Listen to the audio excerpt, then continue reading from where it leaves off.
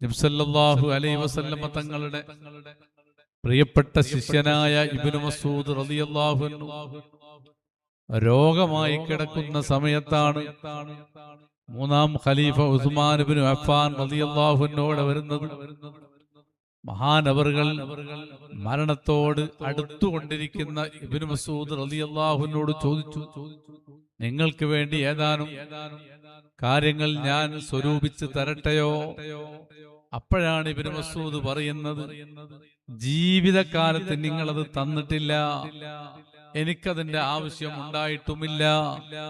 ഞാനിപ്പോൾ മരിക്കുകയാണ്. ഈ മരണത്തിന്റെ സമയത്ത് ഏതായാലും അത്തരം വസ്തുക്കൾ എനിക്ക് ആവശ്യമില്ല. ഇത് പറഞ്ഞപ്പോ ബഹുമാനപ്പെട്ട ഉസ്മാൻ ഇബ്നു അഫ്ഫാൻ റളിയല്ലാഹു അൻഹു പറഞ്ഞു, നിങ്ങൾക്ക് വേണ്ടിയല്ല ഞാനിത് തരാൻ വേണ്ടി ഉദ്ദേശിച്ചത്. നിങ്ങൾക്ക് ധാരാളം പെൺകുട്ടികളുണ്ട്, ആ പെൺകുട്ടികൾക്ക് ഇത് ഉപകാരപ്പെടും. അപ്പോഴാണ് ഇബ്നു മസ്ഊദ് റളിയല്ലാഹു അൻഹു പറയുന്നത്, എനിക്ക് പെൺകുട്ടികളുണ്ട് എന്നത് ശരിയാണ്, പക്ഷേ എന്റെ പെൺമക്കൾക്ക് ഞാൻ ദാരിദ്ര്യം ഭയപ്പെടുന്നില്ല. കാരണം റസൂലുള്ളാഹി സ്വല്ലല്ലാഹു അലൈഹി വസല്ലമ തങ്ങളെ ഞാൻ ശ്രദ്ധിച്ചിട്ടുണ്ട്. അവിടുന്ന് പറയുന്നുണ്ട്, ഒരാൾ രാത്രി കാലത്ത് സൂറത്തുൽ വാഖിയ ഓതിയാൽ ലം യുസിബുഹു ഫാഖാ, ദാരിദ്ര്യം അയാളെ പിടിപെടൂല എന്ന് ബഹുമാനപ്പെട്ട സയ്യിദുനാ റസൂലുള്ളാഹി സ്വല്ലല്ലാഹു അലൈഹി വസല്ലമ തങ്ങൾ പറയുന്നതായി ഞാൻ കേട്ടിട്ടുണ്ട് എന്ന് ബഹുമാനപ്പെട്ട ഇബ്നു മസ്ഊദ് റളിയല്ലാഹു അൻഹു ഓർമ്മപ്പെടുത്തുകയാണ്. അഥവാ എന്റെ മക്കൾക്ക് ദാരിദ്ര്യം ഞാൻ ഭയപ്പെടുന്നില്ല. ഞാൻ എന്റെ എല്ലാ മക്കൾക്കും സൂറത്തുൽ വാഖിയ പഠിപ്പിച്ചു കൊടുത്തിട്ടുണ്ട്. രാത്രി കാലങ്ങളിൽ അവരത് ഓതാറുണ്ട്.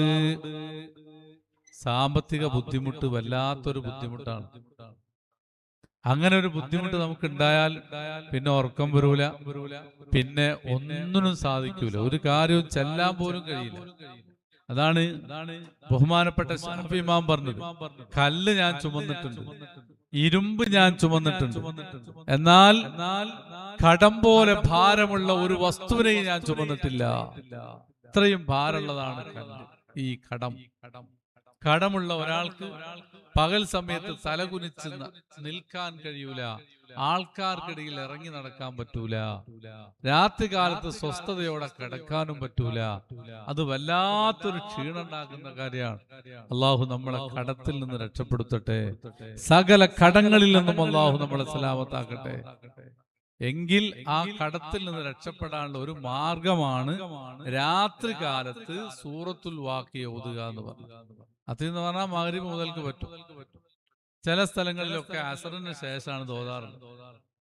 അത് യമൻ ഭാഗങ്ങളിൽ അങ്ങനെയാണ് ഓതാറുള്ളത്. ഏതുപോലെ ബറാത്ത് രാവിന്റെ യാസീൻ പോലെ. ബറാത്ത് രാവിന്റെ യാസീൻ രാത്രിയാണ് ഓതേണ്ടത്. അതേ സമയത്ത് യമനികൾ ഓതാറുള്ളത് പകൽ അസറിന്റെ ശേഷം. രാത്രിയാണല്ലോ ഈ കാര്യങ്ങളൊക്കെ നിശ്ചയിച്ചു തുടങ്ങുക. അതുകൊണ്ട് രാത്രിയാകാതെ പകൽ തന്നെ അസറിന്റെ ശേഷം ഓതുന്നതാണ് അവരുടെ പരിപാടി. അതെപ്പോഴും ഓതാം. ഏതായാലും സൂറത്തുൽ വാഖിയ ഓതുന്നത് വളരെ നല്ലതാണ്. ആ സൂറത്തുൽ വാഖിയയുടെ ചില സാരങ്ങളാണ് ഞാൻ നിങ്ങളുടെ ശ്രദ്ധയിൽപ്പെടുത്തുന്നത്. ബഹുമാനപ്പെട്ട CM വലിയുള്ളാഹിയുടെ ഹദ്റത്തിലേക്ക് നമുക്കിന്ന് ഓതുന്ന ആ ഭാഗം ഹദിയ ചെയ്തുകൊണ്ടോതാം. അല്ലാഹു തആല മഹാനവരുടെ ഹക്ക് കൊണ്ട് അവരിലേക്ക് ഹദിയ ചെയ്യുന്ന സൂറത്തുൽ വാഖിയയുടെ ഹക്ക് കൊണ്ട് സകല ദാരിദ്ര്യത്തിൽ നിന്നും നമ്മളെ രക്ഷപ്പെടുത്തി തരുമാറാകട്ടെ. നമ്മുടെ എല്ലാ ഹലാലായ ഉദ്ദേശങ്ങളും ഈ സദസ്സിന്റെ ഹക്ക് കൊണ്ട് അല്ലാഹു നിറവേറ്റി തരട്ടെ. പടച്ചവനെ, വിപത്തിൽ നിന്ന് ഞങ്ങളെ രക്ഷപ്പെടുത്തണേ അല്ലാ, സലാമത്ത് നൽകണേ അല്ലാ.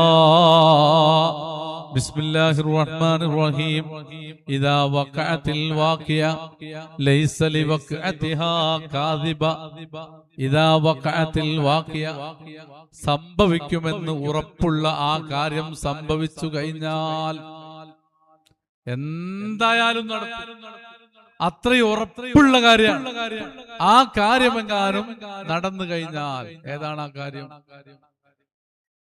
എന്തായാലും നടക്കുന്ന ഉറപ്പുള്ള കാര്യം, അത് ഖിയാമത്ത് നാളാണ്. ആ ഖിയാമത്ത് നടന്നു കഴിഞ്ഞാൽ ലൈസ ലിവഖഅതിഹാ കാദിബ, അതിന്റെ സാന്നിധ്യത്തെ, സംഭവ്യതയെ നിഷേധിക്കുന്ന ഒന്നുമില്ല. ഏത് പഠനം എടുത്ത് പരിശോധിച്ചാലും ഖിയാമത്ത് നാൾ ഉണ്ടാകൂല എന്ന് പറയുന്ന ഒരു പഠനമില്ല. ഇപ്പൊ നടന്നുകൊണ്ടിരിക്കുന്ന പഠനങ്ങളും ഇപ്പോൾ നടന്നുകൊണ്ടിരിക്കുന്ന സംഭവങ്ങളും എല്ലാം നമുക്ക് ബോധ്യപ്പെടുത്തി തരുന്നത് ഖിയാമത്ത് നാൾ നടക്കുന്നില്ല. എപ്പോ നടക്കുന്ന ഓർമ്മയില്ലെങ്കിലും ഖിയാമത്ത് നാൾ എന്ന് പറഞ്ഞ സംഭവം ഉണ്ടാവും, അത് ഉറപ്പായിട്ടുമുണ്ട് എന്നതാണ് നമുക്ക് ഇപ്പോൾ ബോധ്യപ്പെടുന്ന കാര്യങ്ങളൊക്കെ. അതാണ് ലൈസ ലിവഖഅതിഹാ കാദിബ, അതിന്റെ സംഭവ്യതയെ നിഷേധിക്കുന്ന ഒന്നുമില്ല. ഖാഫിളത്തുർ റാഫിഅ, ഖിയാമത്ത് നാൾ നടക്കുമെന്ന കാര്യം ഉറപ്പാണ്. ഖിയാമത്ത് നാൾ നടന്നാൽ നടക്കുന്ന മറ്റൊരു കാര്യമാണ് ഖാഫിളത്തുർ റാഫിഅ. ചില ആളുകളെ മുകളിൽ നിന്ന് താഴോട്ട് താഴ്ത്തിക്കളയും, അതേ സമയത്ത് താഴെയുള്ള ചില ആളുകളെ മേൽപോട്ട് ഉയർത്തുന്നതാണ്. രണ്ടും നടക്കും. നമ്മുടെ ദൃഷ്ടിയിൽ ഒന്നിനും പറ്റൂല എന്ന് മനസ്സിലാക്കിയ കുറെ മനുഷ്യന്മാർ ഒരു പള്ളിയിലൊക്കെ ഉണ്ടാവും. ഒരു കല്യാണത്തിന് വിളിക്കും, പക്ഷെ കല്യാണത്തിന്റെ നിശ്ചയത്തിന് പോലെ വിളിക്കൂല, നിക്കാഹിന് പോലെ വിളിക്കൂല, ഒരു പ്രധാനപ്പെട്ട പരിപാടിക്ക് പോലെ വിളിക്കൂല. എന്തെങ്കിലും ഏടെങ്കിലും ഒരു പഞ്ചായത്ത് നടക്കുകയാണെങ്കിൽ അതിൽ മധ്യസ്ഥം പറയാൻ അത് തിരിഞ്ഞു നോക്ക് പോലുമില്ല. നാട്ടിലെ രണ്ടാം കിട പൗരന്മാരായിട്ടാണ് എല്ലാവരും അവരെ കാണാറുള്ളത്. അങ്ങനെ ചില പാവങ്ങളുണ്ട്, ഒരു പരിപാടിക്കും ഉണ്ടാവില്ല, ആരും അവരെ മൈൻഡ് ചെയ്യൂല. അങ്ങനെയുള്ള താഴേക്കിടയിൽ നിൽക്കുന്ന ആളുകളെ കാണാം. റാഫിഅ, അല്ലാഹു അങ്ങോട്ട് ഉയർത്തും, ഉയർന്ന സ്ഥാനം അല്ലാഹു അവർക്ക് നൽകും. ഖിയാമത്ത് നാൾ നടക്കുമ്പോ ആദ്യം തന്നെ പറഞ്ഞത് അതാണ്. ഖിയാമത്ത് നാൾ നടക്കും എന്നുള്ള കാര്യം ഉറപ്പാണ്. നടന്നു കഴിഞ്ഞാൽ ഒന്നിനും പറ്റാത്തവരാണെന്ന് എഴുതി തള്ളിയ ആളുകളെ അത്യുന്നതങ്ങളിലേക്ക് അല്ലാഹു തആല ഉയർത്തും. അതേ സമയത്ത് നാട്ടിലെ എല്ലാ പരിപാടിക്കും അവരുണ്ടാവും, ദിക്റുകൾക്കും അവരുണ്ടാവും, അതുപോലെ നിശ്ചയത്തിനും അവരുണ്ടാവും, വോളിബോളിനും അവരുണ്ടാവും, മറ്റേ കളിക്കും ഉണ്ടാവും, എല്ലാ പരിപാടിക്കും ഉണ്ടാവും, എല്ലാ സ്ഥലത്തും ഉയർന്ന സ്ഥാനത്താണ് അവരുണ്ടാവും. അങ്ങനത്തെ ഏതാനും ചില ആൾക്കാരെ ഖാഫിള താഴ്ത്തിക്കളയും. അവിടെ ഉയർന്ന വേദികളിലൊന്നും അവരില്ല. ആ നിലക്ക് ചിലരെ ഉയർച്ചയിൽ നിന്ന് ഉയർച്ചയിലേക്ക് എത്തിക്കുകയും വേറെ ചിലരെ താഴ്ചയിലേക്ക് താഴ്ത്തിക്കളയുകയും ചെയ്യുന്ന ദിവസമാണ് ഖിയാമത്ത് നാൾ. ആ ഒരു ദിവസം ഉണ്ടായാൽ ഇതായിരിക്കും സംഭവം. ഇനി ആ ഖിയാമത്ത് നാളിലേക്ക് നയിക്കുന്ന ഏതാനും ചില കാര്യങ്ങളെ കുറിച്ച് അല്ലാഹു പറയുന്നു. ഇദാ റുജ്ജത്തിൽ അർളു റജ്ജാ, ഭൂമി അതിശക്തമായ പ്രകമ്പനം കൊണ്ടാൽ, ഭൂമി അത് ചലിച്ചുകൊണ്ടിരിക്കുകയാണ്. ഭൂമി രണ്ടു തരത്തിലുള്ള ചലനം ഭൂമിയിലുണ്ട്. ഒന്ന്, ഭൂമി അതിന്റെ സാങ്കല്പികമായ അച്ചുതണ്ടിൽ ഇങ്ങനെ കറങ്ങുന്നത് കൊണ്ടാണ് രാവും പകലും മാറി മാറി ഉണ്ടാകുന്നത്. അതോടൊപ്പം ഭൂമി സൂര്യന് ചുറ്റും അതിന്റെ ഭ്രമണപഥത്തിൽ ഇങ്ങനെ ഓടുന്നത് കൊണ്ടാണ് ഭൂമിയിൽ ചൂടുകാലവും തണുപ്പ് കാലവും മഴക്കാലവും അല്ലാത്ത കാലവും ഒക്കെ രൂപപ്പെടുന്നത്. അങ്ങനെയാണ് രണ്ട് തരത്തിലുള്ള ചലനം ഭൂമിയിൽ ഒന്നിച്ചുണ്ട്. അപ്പൊ ഒരേ സമയത്ത് ഇങ്ങനെ കറങ്ങിക്കൊണ്ടാണ് ഭൂമി മറ്റൊരു കറക്കം നടക്കുന്നത്. ഈ രണ്ട് തരത്തിലുള്ള കറക്കം നടന്നിട്ടും ഭൂമിയുടെ മുകളിൽ നിൽക്കുന്ന നമ്മൾ ഈ ചലനം അറിയുന്നില്ല, നമുക്കൊരു പ്രയാസം ഉണ്ടാകുന്നില്ല.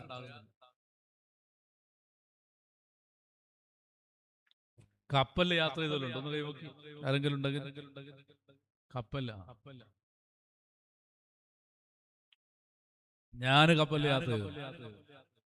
അപ്പൊ ദ്വീപിലേക്ക് പോയപ്പോ നമ്മളാണെങ്കിൽ ഉസ്താദ്മാർ ഒന്നിച്ചു പോവുകയാണ്. ഒന്നെടുത്ത് വന്നപ്പോ അവര് ചോദിച്ചു, നമ്മൾ നിന്ന് നിസ്കരിക്കുന്നുണ്ടോ അല്ല ഇരുന്ന് നിസ്കരിക്കുന്നുണ്ടോ?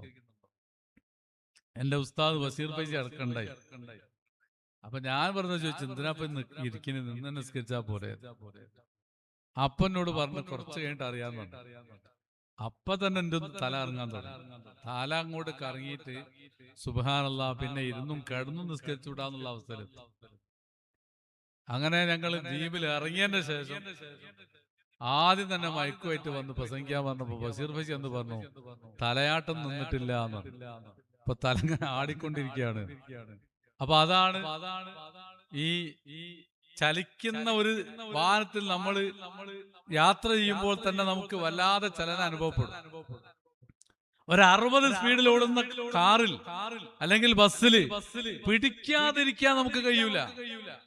അതേ സമയത്ത് എത്രയോ സ്പീഡിലോടുന്ന 2 തരത്തിലുള്ള ഓട്ടം, തിരിഞ്ഞും മറിഞ്ഞും ഓടുന്ന നമ്മുടെ ഭൂമിയുടെ ഉപരിതലത്തിൽ നമുക്ക് ചലനം അനുഭവപ്പെടുന്നില്ല.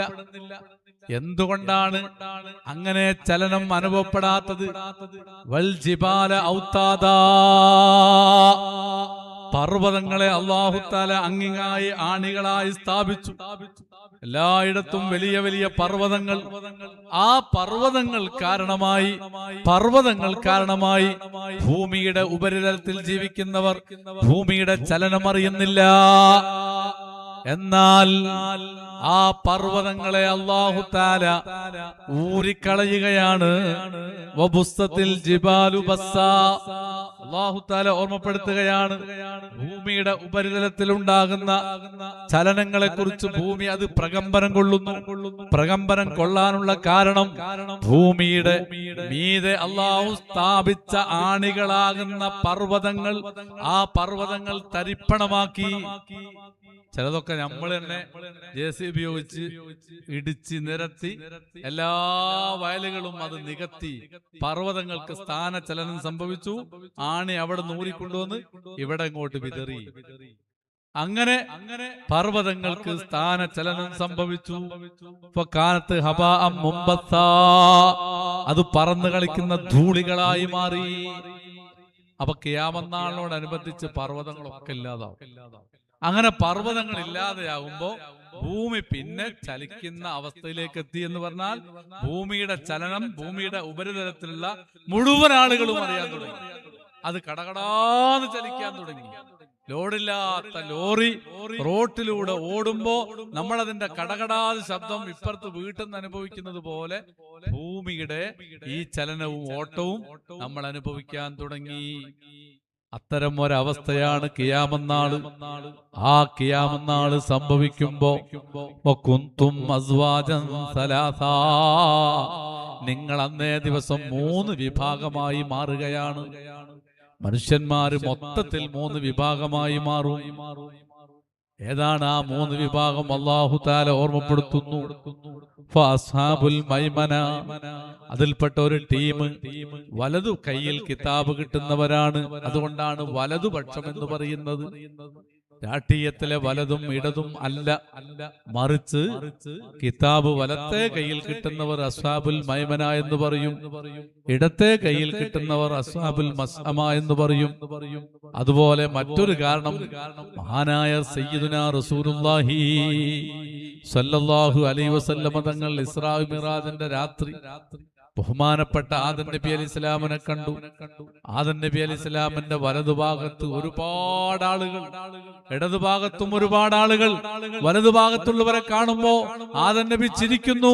അത് സ്വർഗത്തിന്റെ ആൾക്കാരാണ്. അപ്പൊ ആദം നബിയുടെ വലതുഭാഗത്തുള്ള ആൾക്കാർ, ഇടതുഭാഗത്തുള്ള ആളുകൾ എന്ന നിലയിൽ വലതുപക്ഷം ഇടതുപക്ഷം എന്ന് പറയപ്പെടും. അങ്ങനെ കാരണങ്ങൾ പലതുണ്ട്. ഏതായാലും അല്ലാഹു തആല പറയുന്നു 3 വിഭാഗമാണ് മനുഷ്യന്മാർ. അതിൽപ്പെട്ട ഒരു വിഭാഗം അസ്ഹാബുൽ മൈമന, വലതുപക്ഷമാണ്. അസ്ഹാബുൽ മൈമന, ആ വലതുപക്ഷത്തിന് എന്തെല്ലാം കാര്യങ്ങളാണ് കിട്ടാൻ പോകുന്നത്, എന്തെല്ലാം അനുഗ്രഹങ്ങളാണ് കിട്ടാൻ പോകുന്നത്. മറ്റൊരു ടീം അസ്ഹാബുൽ മസ്അമ, ഇടത്തെ കയ്യിൽ കിതാബ് കിട്ടുന്നവരാണ്. അസ്ഹാബുൽ മസ്അമ, എന്തുമാത്രം മോശപ്പെട്ടവരാണവർ. മുന്നോട്ട് എല്ലാവരെയും ഓവർടേക്ക് ചെയ്ത് മുന്നോട്ട് പോകുന്ന മറ്റൊരു വിഭാഗം, അത് 3ാമത്തെ വിഭാഗമാണ്. ഉലൈക അൽ മുഖറബൂൻ, അവരാണ് അല്ലാഹുമായി ഏറ്റവും അടുത്തവർ. അപ്പൊ മൊത്തത്തില് ഖിയാമത്ത് നാളിനെ കുറിച്ച് പറഞ്ഞു, ഖിയാമത്ത് നാളിലേക്ക് എത്തുന്ന സംഭവ വികാസങ്ങളെ കുറിച്ച് പറഞ്ഞു. ഇന്ന് ഓരോ രാജ്യത്തും കടല് തൂർക്കുകയാണ്, അതുപോലെ പുഴകൾ, അതുപോലെ വയലുകൾ എല്ലാം മണ്ണിട്ട് തൂർത്ത് കളയുകയാണ്. ആ മണ്ണ് എവിടുന്നാ കിട്ടുന്നത്? പർവ്വതങ്ങൾ ഇടിച്ച് നിരപ്പാക്കുകയാണ്. അപ്പൊ പർവ്വതങ്ങൾ ഇല്ലാതെയാകുന്നു. അങ്ങനെ ഭൂമിയുടെ ചലനം കൂടുന്നു. ഭൂചലനം വളരെ മുമ്പ് കാലങ്ങളിൽ കാലങ്ങളിലുള്ളതിനേക്കാൾ അധികമായി കൊണ്ടിരിക്കുന്നു. ഇനി ശക്തമായി ഭൂമി കുലുങ്ങും. അന്ന് ഈ ലോകം മൊത്തത്തിൽ നാശമാകും. അന്നേ ദിവസം ആളുകൾ 3 വിഭാഗമാണ് ഉണ്ടാവുക. ഒന്ന്, ഏറ്റവും ഉയർന്ന ആളുകൾ, അവർക്കാണ് ഔലിയാക്കന്മാരെന്ന് പറയുന്നത്. മറ്റൊരു ടീം സാധാരണക്കാരാണ്, മുഅ്മിനീങ്ങൾ. അവരാണ് വലത്തെ കയ്യിൽ കിതാബ് കിട്ടുന്ന അസ്ഹാബുൽ മൈമന എന്ന് പറയുന്നത്. വേറൊരു ടീം ഇടത്തെ കയ്യിൽ കിട്ടുന്ന നരകത്തിന്റെ ആളുകളാണ്. ഇങ്ങനെ 3 ടീമായി ആളുകൾ മാറും. ഇനി നമുക്ക് നോക്കാനുള്ളത് ഈ 3 ടീമിൽ നമ്മൾ ഏത് ടീമിൽപ്പെട്ടവരാണെന്നാണ്.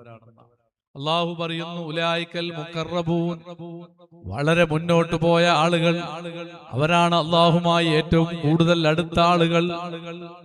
ആ ആളുകളെ കുറിച്ച് പറഞ്ഞിട്ട് അള്ളാഹു പറയുന്നു, ഫീ ജന്നാത്തിൻ നഈം, അവർ അനുഗ്രഹീത സ്വർഗത്തിലാണ്.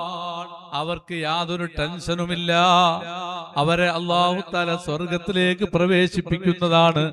സുല്ലത്തും മിനൽ അവ്വലീൻ, കഴിഞ്ഞ കാല മുഅ്മിനീങ്ങളെ കുറിച്ച് ഓർക്കുമ്പോ ഒരുപാട് ആളുകൾ ഈ പറഞ്ഞ മുഖറബീങ്ങളിലുണ്ട്, ഈ പറഞ്ഞ സാബിഖീൻ സാബിഖൂൻ എന്ന് പറഞ്ഞവരിലുണ്ട്. അവർ ഒരുപാട് ആളുകളുണ്ട്. വഖലീലും മിനൽ ആഖിരീൻ, പിൽക്കാലക്കാരിലും അങ്ങനെയുള്ള ഔലിയാക്കന്മാർ, ഉന്നതന്മാർ കുറച്ചുണ്ട്. ഒരുപാട് ആളുകൾ കഴിഞ്ഞു. ഇപ്പോൾ ഉള്ള ഈ കാലക്കാരിലും കുറച്ചൊക്കെ അങ്ങനെയുള്ള ആളുകളുണ്ട്. അല്ലാഹു തആല അത്തരം ആളുകളുടെ ബർക്കത്ത് കൊണ്ട് അവരുടെ പിന്നിൽ സഞ്ചരിക്കാൻ നമുക്കും അല്ലാഹു തൗഫീഖ് നൽകുമാറാകട്ടെ.